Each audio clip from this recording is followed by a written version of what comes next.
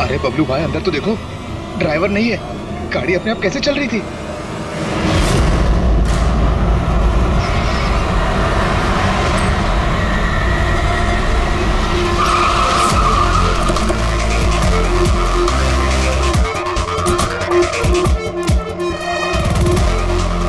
सलाम साहब। क्या बात है? एक्सीडेंट के केस में सीआईडी को बुलाया तुम लोगों ने? सर मुझे लगा है नॉर्मल एक्सीडेंट नहीं है, इसीलिए। क्यों? ऐसा क्यों लग रहा? सर आइए खुद ही देख लीजिए, आइए।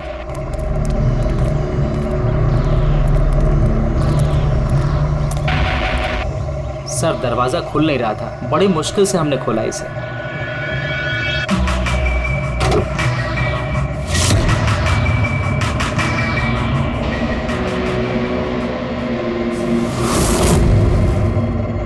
ये पहले किसने देखा? सर इन लोगों ने। मैं देखता हूँ। किसने देखा था पहले? क्या हुआ था? सर ऐसा पहले कभी देखा ही नहीं। गाड़ी में ड्राइवर नहीं था सर। गाड़ी में ड्राइवर नहीं था, गाड़ी अपने आप चल रही थी। अरे यार साफ साफ बताओ भाई। हाँ सर, गाड़ी में ड्राइवर नहीं दिखाई दिया और गाड़ी जाके सीधे पेड़ से टकरा गई। अरे क्या बात कर रहे हो? गाड़ी के अंदर ड्राइवर है, मना पड़ा है। नहीं सर, सच में गाड़ी में ड्राइवर नहीं था, नहीं तो ये गाड़ी मेरी भी गाड़ी को टकराते हुए बच गई। लाश की हालत से तो लगता है कि गाड़ी काफी स्पीड पे थी। सर गाड़ी बहुत स्लो थी, लेकिन इतनी स्लो में कोई मर कैसे सकता है? गाड़ी भी ऑटोमेटिक है, हर चीज ऑटोमेटिक है, सेफ्टी डिवाइस भी ठीक है।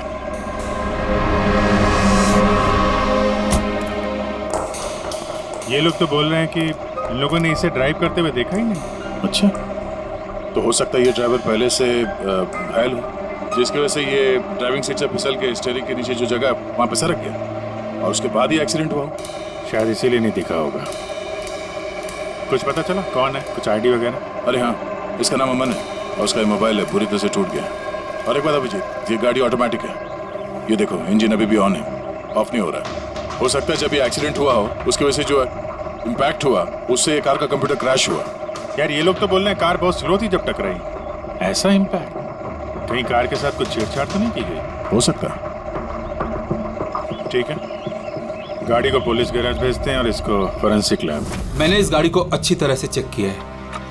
इस कार को मॉडिफाई किया गया है, एक्स्ट्रा सेफ्टी फीचर्स दिए गए हैं। एक्स्ट्रा सेफ्टी फीचर्स जैसे कि? जो आम गाड़ियों में होता है उससे कहीं ज्यादा, जैसे कि एक्स्ट्रा एयर बैग्स, अच्छी क्वालिटी के शॉकअप्स, ज्यादा मजबूत कांच और अच्छी क्वालिटी के ज्यादा मजबूत सीट बेल्ट।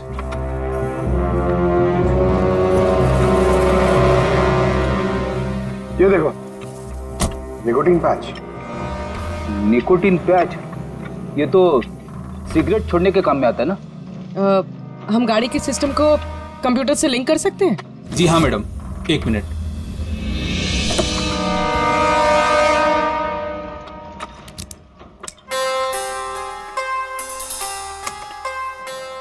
मैम, किसी ने सेटिंग चेंज किया है। कार के सॉफ्टवेयर को हैक किया गया है। खिड़की के कांच से लेकर ब्रेक तक सब कुछ कोई और कंट्रोल कर रहा था। अगर सब कुछ कोई और कंट्रोल कर रहा था, फिर हादसे के बाद इंजन उसने बंद क्यों नहीं किया? टक्कर की वजह से कार का वायरलेस सिस्टम डैमेज हो गया था, इसलिए कार बंद नहीं हुई। गाड़ी को हैक किया गया? मतलब ये एक्सीडेंट नहीं है, ये तो मर्डर है।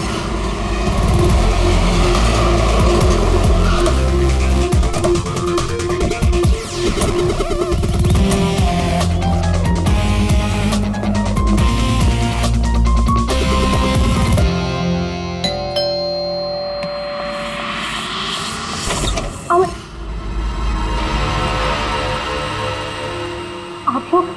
सीआईडी।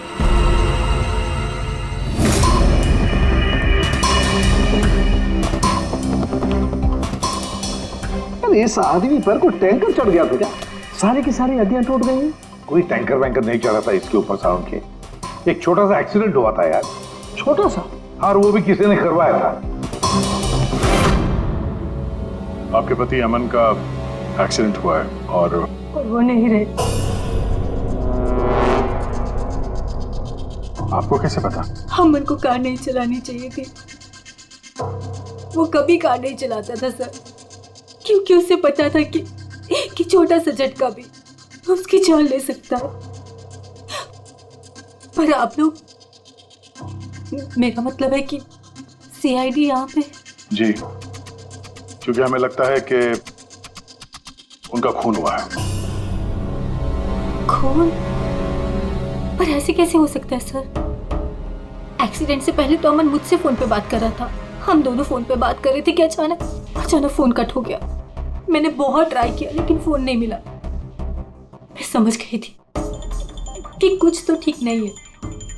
अमन कभी भी खुद गाड़ी ले जाकर इतना बड़ा जोखिम नहीं उठा सकता था। खुद ड्राइव नहीं करता है तो ड्राइव कौन करता है? सर, हमारा एक ड्राइवर है। कहाँ वो ड्राइवर कहाँ है अभी? उसकी तबीयत खराब थी इसलिए वो छुट्टी पर है। कहीं उस ड्राइवर नहीं तो कुछ गड़बड़ नहीं गई गाड़ी में? नहीं सर, हमारा ड्राइवर बहुत ही भरोसेमंद इंसान है, वो ऐसा कभी नहीं कर सकता। पिछले 15 साल से वो हमारे लिए कार चला रहा है। सर, इसके शरीर पर 7 जगह हड्डियों के टुकड़े टुकड़े हो गए, 43 जगह हेयरलाइन फ्रैक्चर्स हैं और 21 जगह माइन्यूट फ्रैक्चर्स हैं। और हैरानी की बात तो ये है कि इसके पहले भी इसके शरीर पर बहुत सारे फ्रैक्चर्स हो चुके थे जो अब हील हो गए। बस इन हड्डियों के टूटने की वजह से इसके शरीर के नाजुक अंग जैसे हार्ट, फेफड़े, ये सब डैमेज हो गए और मौत भी शायद इसी वजह से हुई है। साळुंखे, ये जो निशान है स्क्वेरिश, ये कैसे निशान है? बस ये निकोटिन पैचेस के निशान है। इसके शरीर पे बहुत ज्यादा है। इसे सिगरेट पीने की लत थी और वो इसे छोड़ना चाह रहा था। Nicotine patches? अच्छा। और फिर यार अभी तारिका ने बताया कि इसके शरीर पर पुराने फ्रैक्चर्स के निशान भी हैं, बहुत सारे। ये पुराने फ्रैक्चर्स का क्या मतलब हो सकता है? अमन को ड्राइविंग तो आती थी ना? हाँ सर। तो फिर जोखिम किस बात का? अमन मेरे या आपकी तरह नहीं था सर। छोटे से छोटा झटका भी इसकी जान ले सकता था। ड्राइविंग की वजह से उसकी जान को खतरा था, इसीलिए हमने कार में भी काफी मॉडिफिकेशंस करवाई थी और ड्राइवर को भी कहा था कि कार आराम से चलाए। छोटा झटका भी इसकी जान ले सकता था? क्या मतलब, क्या कुछ था उसको? कोई प्रॉब्लम थी? सर, अमन का शरीर कमजोर था, नाजुक था। यार तू क्या कर रहा है साळुंखे? अरे तू ये ऑस्टियोजेनेसिस इम्परफेक्ट है। ऑस्टियोजेनेसिस इम्परफेक्ट मतलब ब्रिटल बोन डिजीज? एग्जैक्टली, भंगुर अस्थि रोग। मतलब इसकी हड्डियां भंगुर हैं। और इसीलिए बॉस, इसकी हड्डियों को अगर जरा सा भी झटका लगे तो चकनाचूर हो सकती है। 25 से ज्यादा बार उसके फ्रैक्चर्स हो चुके थे। हमेशा खतरा रहता था उस पे। मुझसे जितना हो सके मैं उसकी सुरक्षा का ख्याल रखती थी ताकि उसे कोई झटका न लगे। घर में, कार में हमेशा उसकी सुरक्षा का ध्यान रखती थी। यहाँ तक कि जब अमन को पता चला कि सिगरेट पीने से हड्डियाँ कमजोर होती है तो अमन ने पूरी कोशिश की सिगरेट छोड़ने की। तभी इतने मामूली एक्सीडेंट से भी ये हाल हो गया था शरीर का। लेकिन वो अचानक गाड़ी लेके कहाँ गया था? सर, मुझे नहीं पता, लेकिन जब वो अकेला गाड़ी लेकर चला गया तो मुझे उसकी बहुत चिंता हुई और मैंने अमन को फोन किया। हेलो अमन। या बेबी बोलो। अच्छा, तो तुम खुद ड्राइव कर रहे हो। तुम्हें पता है ना तुम्हारा ड्राइव करना कितना ज्यादा खतरनाक है, लेकिन तुम मेरी बात सुनते तक नहीं। वैसे ऐसा कौन सा जरूरी काम था जिसके लिए तुम खुद गाड़ी लेकर निकल गए? ड्राइवर तक का वेट नहीं किया गया तुमसे। जरूरी था स्वीटहार्ट, लेकिन तुम परेशान मत हो, मैं गाड़ी आराम से ही चला रहा हूँ। अमन, मुझे ऐसा क्यों लग रहा है कि तुम मुझसे कुछ छुपा रहे हो? देखो सुप्रीति, मैं मानता हूँ कि मैं सारी बातें तुमसे शेयर नहीं कर पा रहा, लेकिन इसका मतलब ये नहीं कि तुम उल-झुल बातें सोचने लग जाओ। है कुछ प्रॉब्लम्स, मैं उन्हें सॉल्व कर लूँ, फिर तुम्हें सब कुछ बता दूंगा। प्रॉब्लम्स? तुम अभी क्यों नहीं बता सकते मुझे? क्योंकि ये सब खतरनाक है, वो लोग बहुत खतरनाक हैं, मैं तुम्हें नहीं बता सकता। खतरनाक लोग? Oh no. अमन, हेलो। कौन सा प्रॉब्लम? और ये किन खतरनाक लोगों की बात कर रहे थे वो? कुछ पता है आपको? सर, मैं कुछ नहीं जानती। अमन की किसी से कोई दुश्मनी, कोई बिजनेस राइवलरी वगैरह? इस बारे में मुझे कुछ भी पता नहीं, लेकिन हाँ, मयंक और नेहा आपकी शायद कुछ मदद कर सकते हैं। मयंक और नेहा? ये कौन है ये लोग? मयंक पेशे से एक वकील है और अमन का दोस्त भी, और नेहा अमन की सेक्रेटरी थी। अच्छा, ये मयंक का ऑफिस कहाँ है? अमन सर का खून? आप? मैं नेहा, अमन सर की सेक्रेटरी। लेकिन अमन की मौत तो एक्सीडेंट में हुई है ना? जी, मौत तो एक्सीडेंट में हुई है, लेकिन एक्सीडेंट अपने आप नहीं हुआ है। करिए बताइए कि आप दोनों मिस्टर अमन को कब से जानते हो? मतलब कब से काम कर रहे हो उनके साथ? सालों से। हम लोग साथ में काम ही नहीं करते थे, बल्कि बहुत अच्छे दोस्त भी थे। अमन की बीमारी की वजह से ज़्यादातर बिजनेस वगैरह मैं ही हैंडल करता था। और नेहा जी आप? सिर्फ मैं और मयंक सर ही तो थे, अमन सर का पूरा बिजनेस संभालते थे। वैसे बिजनेस क्या है उनका? इन्वेस्टमेंट का बिजनेस है। हम लोग अलग अलग कंपनीज में पैसे लगाते थे, और जब वो कंपनीज में मुनाफा होने लगे तो अपना परसेंटेज वापस ले लेते थे। ऐसी 50 कंपनीज है जहाँ पर पैसे लगाए थे अमन ने। किस तरह का कंपनीज में इन्वेस्ट करते थे ये? वैसे तो कई सारी कंपनीज में पैसे लगाए थे, लेकिन उनकी सबसे ज़्यादा दिलचस्पी 20-30 फार्मास्यूटिकल्स कंपनीज में थी। फार्मा कंपनी या दवाइयों की कंपनी? जी, ये कंपनीज बहुत नुकसान में चल रही थी, लेकिन आपको तो पता ही होगा अमन की बीमारी के बारे में। और ये कंपनीज उसी बीमारी का इलाज निकालने की कोशिश कर रही थी, और अमन का सपना था कि इस बीमारी का इलाज संभव हो जाएगा तो किसी और को वो तकलीफ नहीं उठानी पड़ेगी जो उसे थी। और सर, अभी तो उन कंपनीज में फ़ायदा भी होना शुरू हो गया था। कोई दुश्मनी, किसी से कोई लड़ाई झगड़ा? नहीं सर, ऐसा तो कुछ नहीं था। अगर कुछ होता तो वो मुझे ज़रूर बताते थे। अमन की वाइफ का कहना है कि पिछले कुछ दिनों में वो परेशान लग रहा था। आपको जानती? परेशान तो थे, मगर मुझे कुछ बताया नहीं। मुझे लगा काम का प्रेशर होगा बस। आपने बताया था कि दवाइयों की कंपनी जो नुकसान में चल रही थी, उनमें से कुछ को फायदा होने लगा था। सबको नहीं सर, शायद एक को। मुझे उसकी डिटेल चाहिए। जी, मुझे अकाउंट चेक करना होगा। ठीक है। और मुनाफे के अलावा कोई ऐसी बात जो आपको अलग लगी या फिर कुछ अजीब सी हो, वो भी बता दीजिएगा।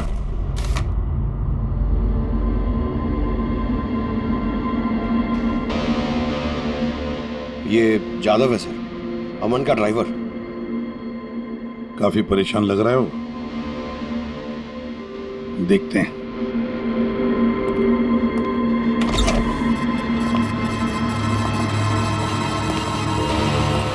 जादव? जी सर। अमन के ड्राइवर है ना? जी सर। क्यों छुट्टी पर क्यों गए थे तुम? साहब, बीमार हूँ और अमन सर ने मुझे खुद छुट्टी दिया था। मिस्टर अमन को तुम ही लेके जाते थे ना? जी मैडम, अमन सर मेरे साथ ही जाते थे। कभी वो कोई टैक्सी वगैरह नहीं लेते थे। तो फिर तुम तो हमें बता सकते हो कि अमन साहब कहाँ कहाँ जाते थे, है ना? जी जी। ये देखो जादव, ये जगह पर उनकी मौत हुई थी। अब ये जो रास्ता है, ये कहाँ पर जाता है या फिर वो इस रास्ते पर कहाँ जा रहे थे, ये तुम्हें पता है? मुझे नहीं पता है। देखो, हमें पता है कि तुम इसके बारे में जानते हो। तुम्हारी भलाई इसी में है कि सीधे सीधे बता दो। जी मैडम। सुप्रीति मैडम से कुछ कहिएगा मत। वो सड़क के कुछ दूर पे एक मोटेल है, वहाँ हमेशा वो बार बार जाते थे। मोटेल में बार बार जाते थे? क्यों, उससे मिलने जाते थे? जी साहब, एक मैडम थी।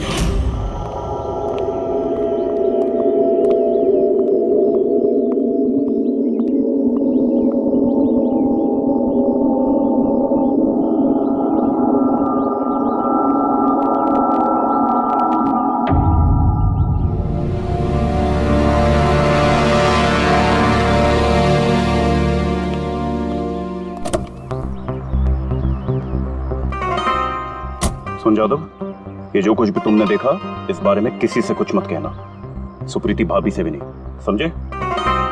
ओके? जी सर। मैं मैडम थी। मतलब अमन का उस औरत के साथ चक्कर चल रहा था। जी छोटी मुंह बड़ी बात, साहब छुप छुप के उस मैडम से अगर मिलते थे तो इसका मतलब तो यही निकलता है। अमन उस औरत से मिलने जा रहा था जब ये हादसा हुआ। हो सकता है वो औरत अब भी वहीं पर हो, उसी मोटल में। चलकर मिलना पड़ेगा इस औरत से।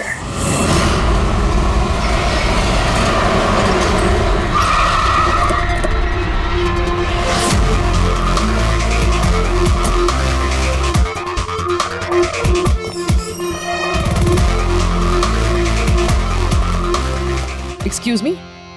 Yes madam, how can I help you? हम किसी से मिलने आए हैं। लेकिन आप लोग हैं कौन और किससे मिलना है आप लोगों को? हम लोग सीआईडी से।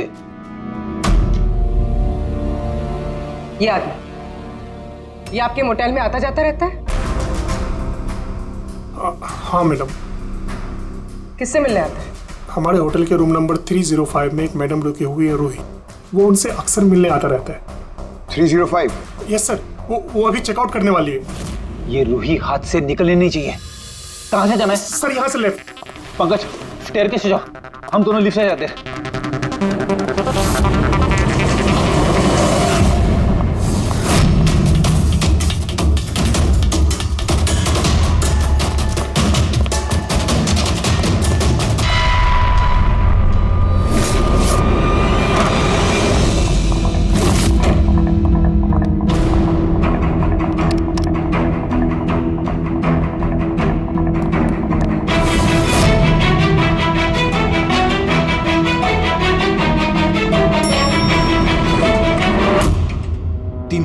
सर उतर।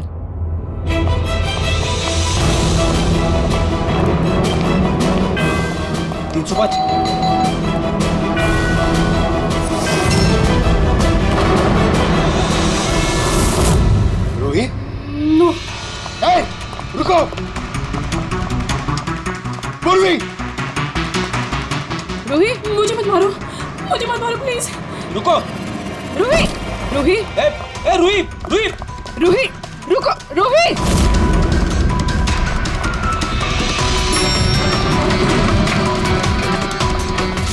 रुक जा। रूही, रुको। रुक जा। रूही, मार दो मुझे, लेकिन तुम लोग भी बच नहीं पाओगे। तुम लोगों का सच सबके सामने आ ही जाएगा। सच? कौन सा सच? मैं सब जान चुकी हूँ तुम लोगों के बारे में, सब जान चुकी हूँ। क्या बोल रही हो तुम? तुम्हें ऐसा क्यों लगता है कि हम तुम्हें मारेंगे? आओ। कौन सा सच? रूही, हम सीआईडी से। सीआईडी? चलो मान लिया रूही कि तुमने कुछ नहीं किया, लेकिन अगर तुमने कुछ नहीं किया तो वहां से भागी क्यों? मुझे लगा कि ये लोग मुझे मारने आए हैं। इसका मतलब कोई है जो तुम्हें मारना चाहता है? जी, वही लोग जिन्हें हम एक्सपोज करने वाले थे। उनके खिलाफ हमारे पास सारे सबूत थे। कौन लोग और कैसे सबूत? हाँ बताओ।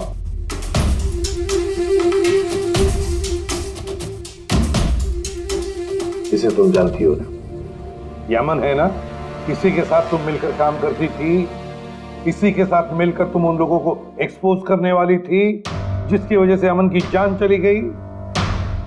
देखो रूही, अब शायद तुम्हारा नंबर है, वो लोग तुम्हें मारेंगे। सर मैं मरना नहीं चाहती, मैं मरना नहीं चाहती सर। तो फिर बताओ जल्दी, कौन लोग हैं वो? उनका राज छुपाने से वो तुम्हें छोड़ेंगे नहीं। सर,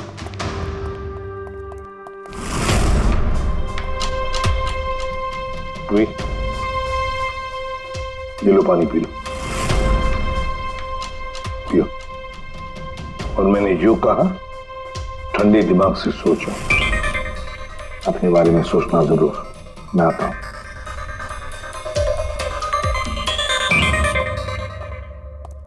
घबराई हुई है, डरी हुई है।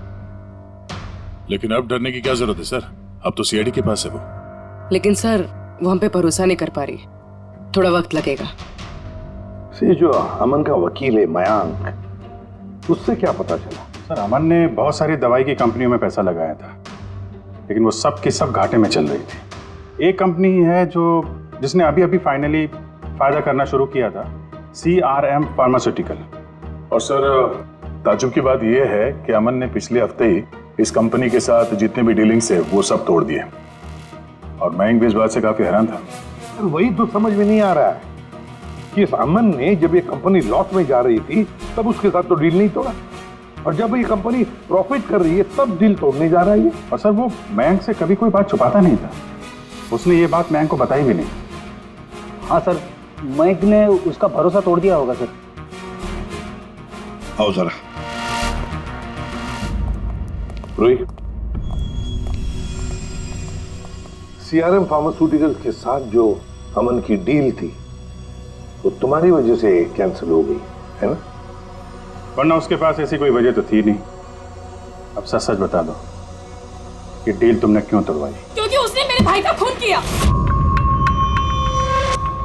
भाई का खून? सर, मैं जिस शहर से आई हूँ उस शहर में बहुत पोल्यूशन है। मेरे भाई को पोल्यूशन से बहुत एलर्जी थी, उसे सांस लेने में बहुत तकलीफ होती थी। वो तो सिर्फ दवाइयों पर ही जिंदा था। एक मिनट, और वो दवाइयाँ थी CRM फार्मास्यूटिकल कंपनी की, हैं? जी सर, और सबकी सब नकली थी। मेरे भाई के ऊपर कोई असर ही नहीं कर रही थी, और ये बात हमें बहुत लेट पता चली और मेरे भाई की जान चली गई। तुम्हें कैसे पता चला कि वो दवाई नकली थी? सर, मैं खुद एक प्राइवेट कंपनी में केमिस्ट हूँ। जब ये दवाइयाँ मेरे भाई पर असर ही नहीं कर रही थी तो मुझे शक हुआ कि क्या बात हो सकती है। तो मैंने इन दवाइयों को खुद से टेस्ट किया और मेरा शक बिल्कुल सही निकला। सारी दवाइयाँ नकली थी। नकली थी मतलब? सर, हर एक दवाई एक खास केमिकल से बनती है, और जिस दवाई की मेरे भाई को जरूरत थी वो केमिकल तो उस दवाई में था ही नहीं, जिसकी वजह से वो दवा उस पर असर भी नहीं कर रही थी।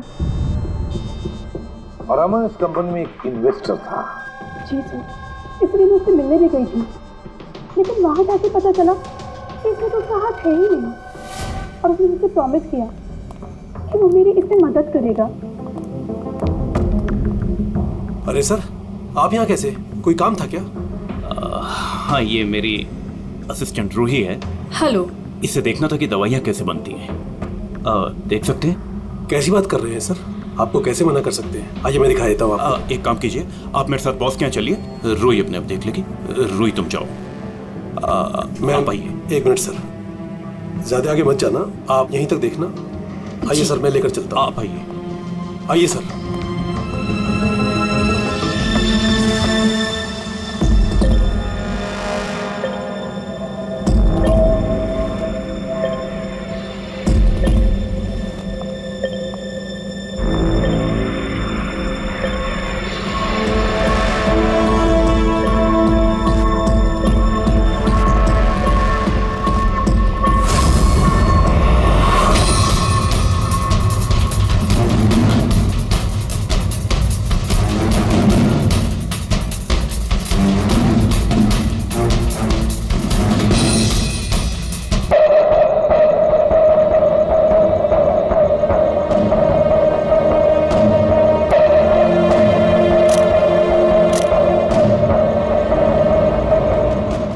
केमिकल है, लेकिन ये लोग यहाँ से बाहर क्यों लेके जा रहे हैं? और हमने सारे सबूत जुटा लिए थे और सारे सैंपल्स भी टेस्ट किए थे।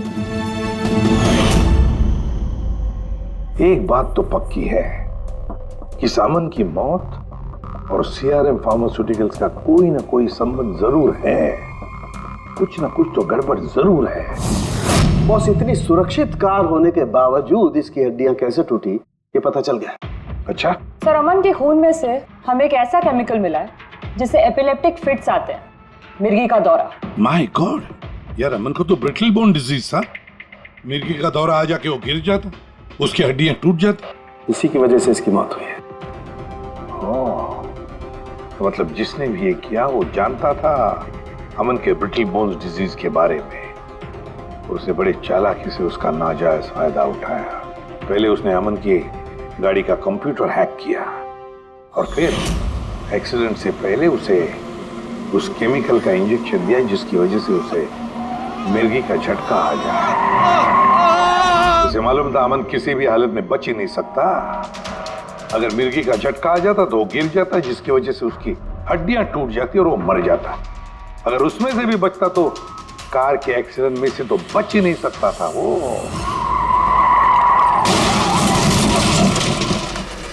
समझ कि मिर्गी का दौरा पड़ने वाला जो ड्रग है कितनी देर बाद असर करता है? बस कुछ घंटे तो लगते हैं।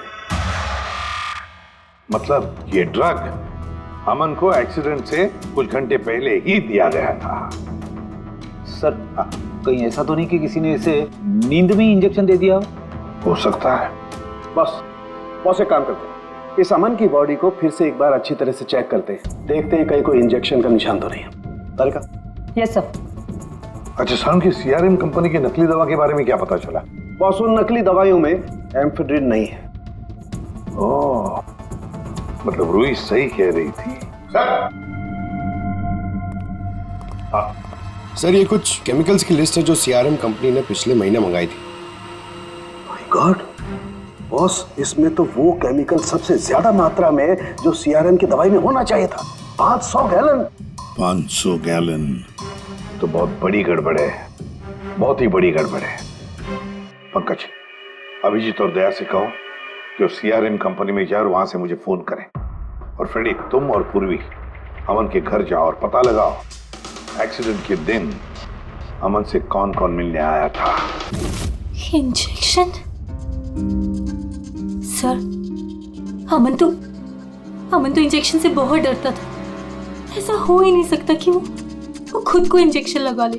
अपने आप नहीं लगवाया होगा तो किसी डॉक्टर से लगवाया होगा। नहीं सर, अमन तो इंजेक्शन के नाम से कोसों दूर भागता था और उसकी हेल्थ बिल्कुल ठीक थी। अगर कोई भी प्रॉब्लम होती तो वो कम से कम मुझे बताता। किसी और से नहीं लगवाया, खुद नहीं लगाया, तो फिर वो केमिकल उसके खून में पहुंचा कैसे? अच्छा बता सकती है, घर से निकलने से पहले अमन किस किस से मिला? मयंक और नेहा आई थी उससे मिलने। और हाँ मैम, एक आदमी आया था अचानक से, जसवंत। जसवंत? ये जसवंत कौन है? जी, जसवंत सीआरएम कंपनी का सीईओ है और अमन ने उसकी कंपनी में पैसे इन्वेस्ट किए थे।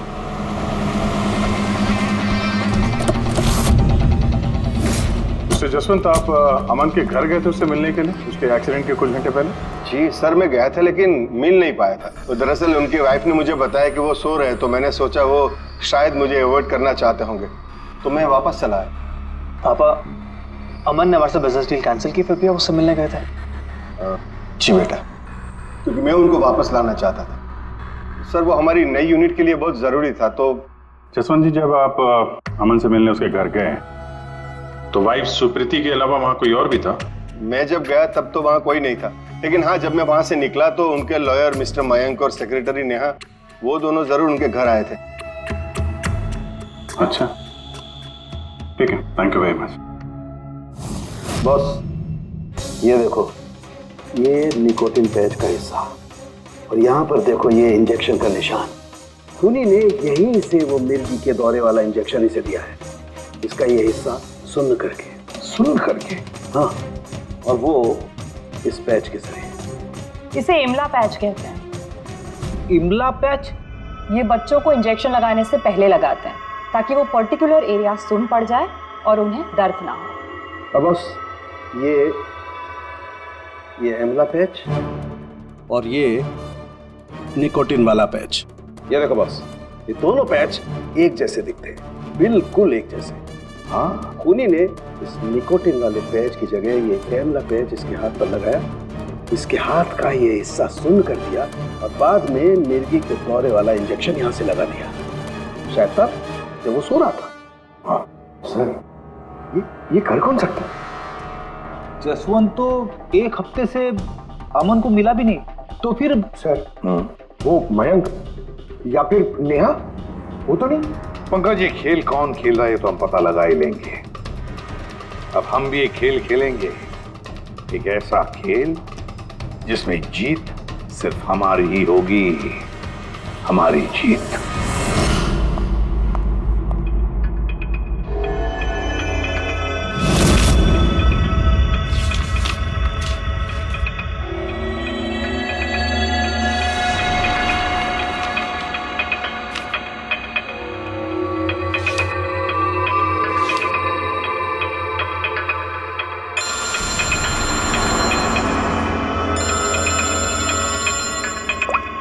हेलो, मेरा कुरियर तो तुम तक पहुंच गया होगा।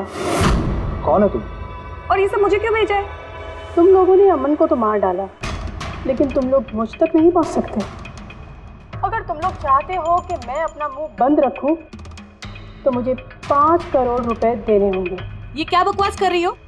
मुझे इन सब के बारे में कुछ नहीं पता। वो तो जब ये सबूत पुलिस तक पहुंच जाएंगे तो तुम्हें खुद ब खुद पता चल जाएगा कि मैं क्या कह रही हूँ और क्या बोल रही हूँ। देखो देखो देखो, मैं कुछ इंतजाम करता हूँ, मुझे थोड़ा सा टाइम दे दो। ठीक है, तुम्हें 2 दिन का वक्त मिलता है, मैं फिर कॉल करूँगी।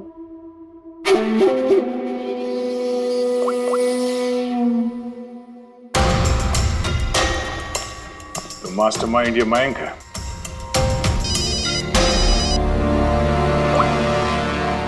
Hello Abhijit sir. सर मैं मयंक बोल रहा हूँ। सर मुझे एक कोरियर आया और एक लड़की का फ़ोन भी आया और उसने मुझसे 5 करोड़ रुपए मांगे हैं, तो मैंने सोचा ये बात आपको बता दूँ।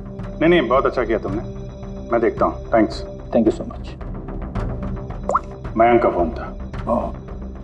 उसने उस कुरियर रूही के बारे में बताया सर, और उसने ये भी कहा कि उसने जानबूझ के समय मांगा ताकि हम इस तक पहुंच सके। तो ये मयंक नहीं बल्कि कोई और ही है।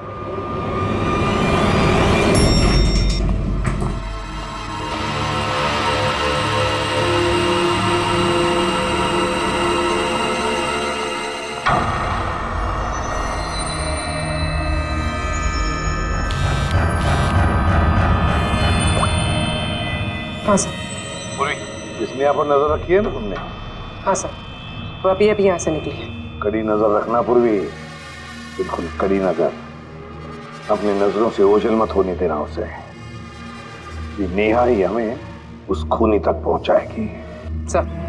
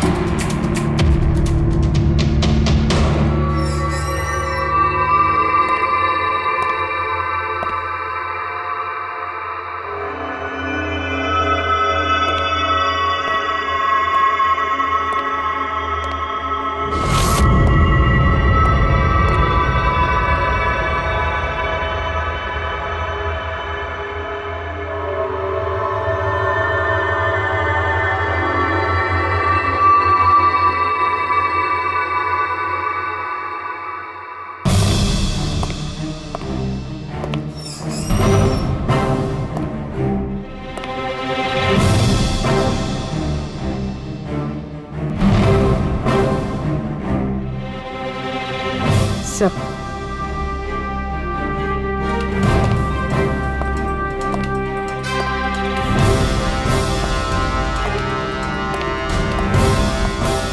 क्या हुआ? इतनी जल्दी में क्यों बुलाया?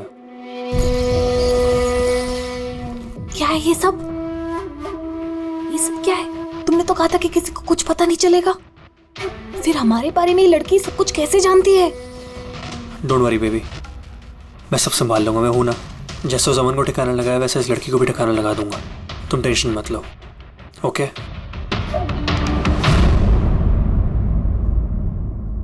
पहले हमसे तो निपट लो। You are under arrest mister Ashwin.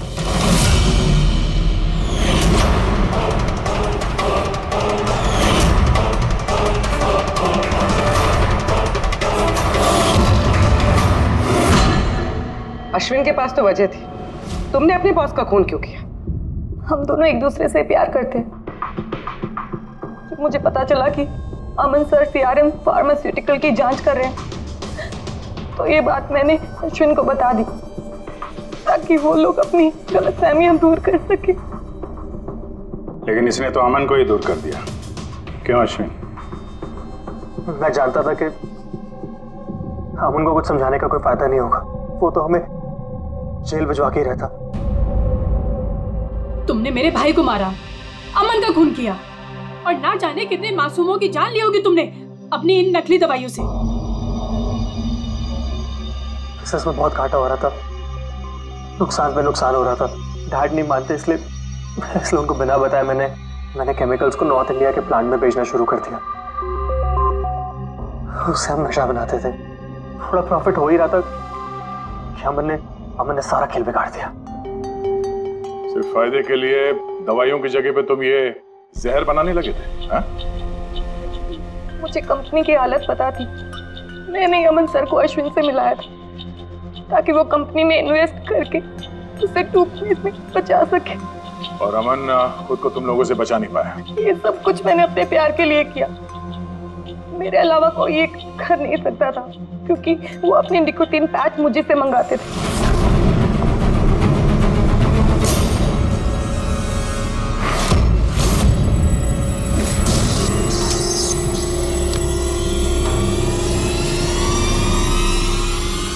उसके अगले दिन जब हम अमन के घर पर गए। अरे आप ही गए? पर अमन तो सो रहे हैं, अगर कुछ इम्पोर्टेंट काम है तो मैं जगा देती हूँ। नहीं कोई बात नहीं, हम इंतजार करेंगे। ओके, तो मैं अभी आती हूँ।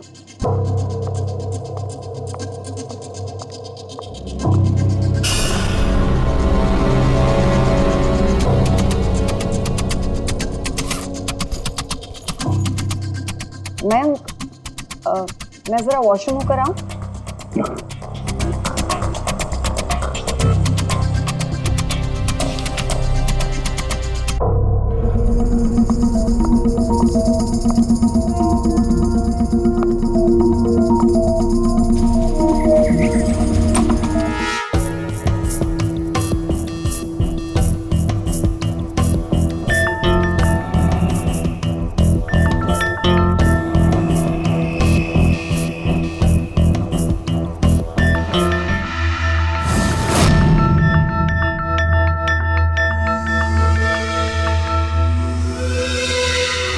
और वो दौरा उसकी कमजोर हड्डियों के लिए जानलेवा बन गया। और तुम चीफ टेक्नोलॉजी ऑफिसर, तुमने रिमोट कंट्रोल से अमन के कार के कंप्यूटर को हैक कर दिया और उसका एक्सीडेंट करवाया। कमाल का दिमाग पाया है तुम लोगों ने, कमाल का दिमाग। काश यही दिमाग किसी अच्छे कामों में इस्तेमाल करते तो देश का भला हो जाता, समाज का भला हो जाता। पर नहीं, तुम्हारे इस टेढ़े दिमाग ने दो मासूम लोगों की जानें ली और पता नहीं कितने सैकड़ों लोगों की मौतें हुई तुम्हारी इस गलत दवाइयों की वजह से। तुम्हें तो कड़ी से कड़ी सजा होगी, शायद फांसी होगी तुम्हें।